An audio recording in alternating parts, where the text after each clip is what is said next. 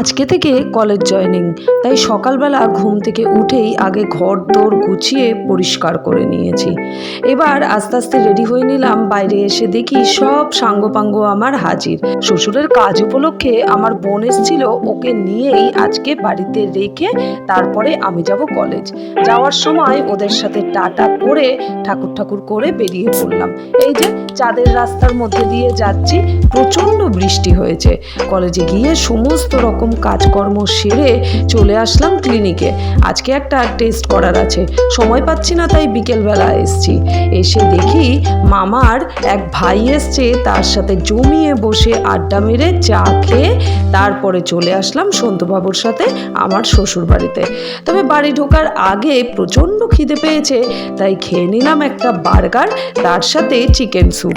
আমার আবার এই হালকা খাবারটা ভীষণ প্রিয়। সাবস্ক্রাইব।